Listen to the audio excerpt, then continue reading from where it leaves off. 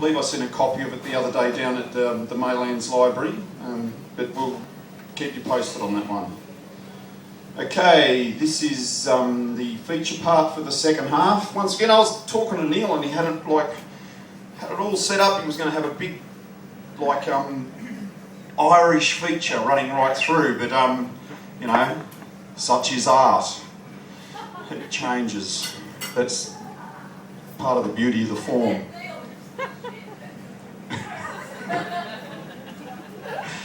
Shut up, Neil. Okay. Introducing the feature for the second half. They're from Trim in Ireland. Woo! They're a founder member of the Boyne Writers Group and edits their magazine Boyne Berries, which is available right here on the zine table. Their poems have been published in Irish and the United Kingdom magazines, and he has had 2 chapbooks published. In 2010, he was selected for Poetry Island introductions and read at the Irish Writers' Centre. His first collection, Asking for Directions, will be published in 2012. I'll just say, make him welcome now. It's Michael Farry. Woo! From Ireland, from Trim in Ireland, and you can check him out at www.michaelfarry.com and www.michaelfarryblogspot.com.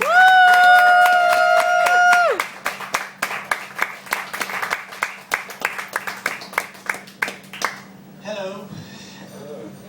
Nice to see you all. Nice to be here in Perth. Thank you, Janet, especially for answering my email and setting this up. We're here in Perth, my wife and I, to visit our daughter Sinead, who's been in Perth for 5 years now. She's down there with her husband Rav and her friend. So I'll start with a poem written when she went to Perth first. We lost our middle daughter to Perth. And this poem is called 5 a.m. in Perth, and it was written about that time in the evening when you're between waking and sleeping, and you're imagining that maybe the crows on the roof are actually Sinead pottering around in the attic bedroom, but no, she's in Perth, so it can't be. 5 a.m. in Perth, Australia. We keep a clock at Perth time here, and as I do my final tidy round, I see it's 5 a.m. there. Are you restless, roused by milk delivery and heavy bin collecting trucks, or by the swish of dead leaves dashed against your window? My mistake. It's spring there now. Dawn chorus, perhaps, a discord of bowerbird, bushlark, thornbill. Here, our sycamore stands stripped, its rough leaves filthy litter. At verge of sleep, I am befuddled.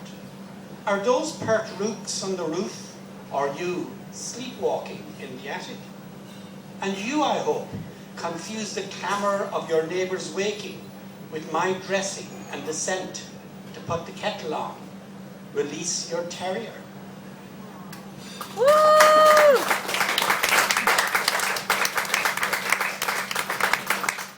Okay, the next one is my European history poem. There are places you visit and you think, I can never write a poem about this place. But sometimes you do, and this is one of those. It's called When I Returned. When I returned, I taught my children the correct pronunciation. The slide from the ow to that soft sh. W pronounced as be, and that final ch. Difficult for Irish pupils. Then I taught them how to spell it. S-C-H, as in school. W, not V. And that final Z. No silent letters. We practiced it every day until finally they spoke and wrote it like native speakers. Auschwitz, Auschwitz.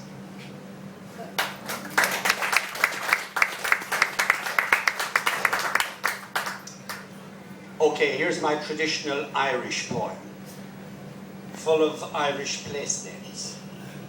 And this is based on the idea I had one day that wouldn't it be lovely to get all the clothes you ever wore together.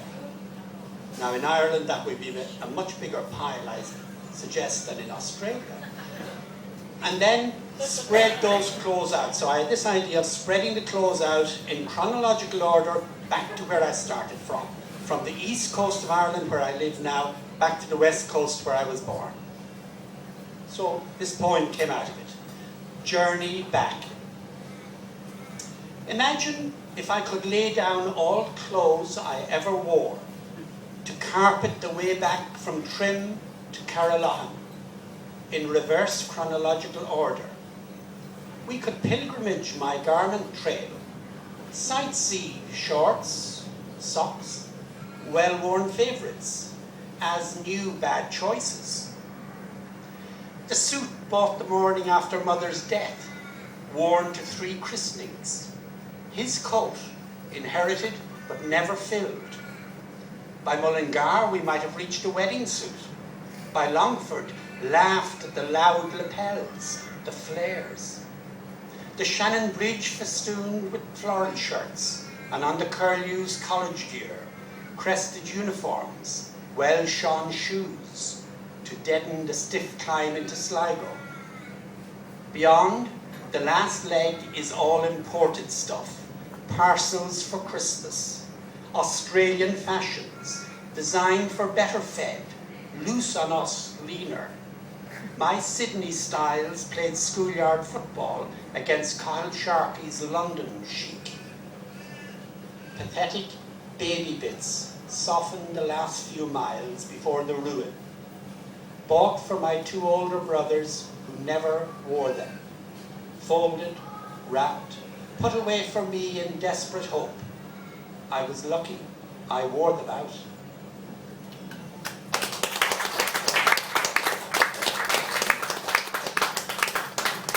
Okay, I'm a grandfather.